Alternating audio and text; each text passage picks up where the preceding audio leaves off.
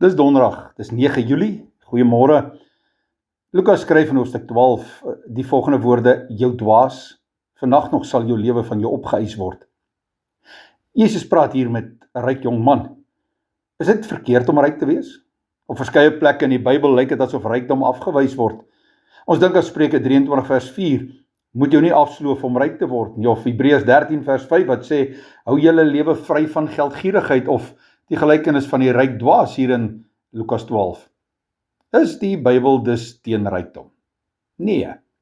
Die Bybel het 'n baie gebalanseerde siening oor rykdom en armoede. Dink maar aan Salomo en Job en Abraham wat groot rykdom gehad het. In Lukas 12 vertel Jesus die storie van 'n ryk man wie se grond goed gedraai het. Daarmee is duidelik nie fout nie. Hy was geseënd met 'n goeie vrugbare plaas waar hy duidelik ook hard gewerk het en groot oeste ingesamel het. Maar dan begin dinge skeefloop. Hy vind dat sy huidige skure gewoonte klein is om hierdie rekord oes in op te berg. Sy plan om uit die penarie te kom lyk heeltemal goed. Kom ek breek jou skure af en bou groter is. Maar Jesus sien iets anders raak. In vers 15 spel hy dit uit.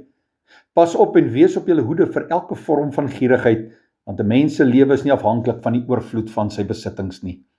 Ook die teks wat ons vroeër in Spreuke gelees het, se tweede deel klink so: moenie jou sin vir waardes verloor nie. Mense mag maar ryk wees.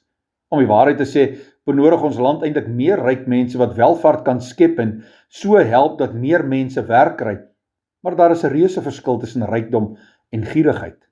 Die groot probleem met rykdom kom wanneer mense so vasgevang word deur hulle besittings dat hulle gierig raak en nie meer raak sien dat alles wat hulle besit van God afkom nie, en ook nie meer die nood van ander raak sien nie.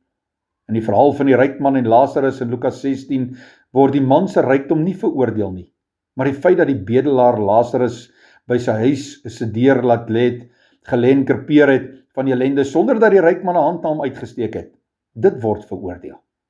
God skenk aan sommige mense meer rykdom as aan ander, maar verwag dat dit baie meer verantwoordelikheid sal bring. Here, maak my 'n verantwoordelike rentmeester van dit wat U my gee. Amen.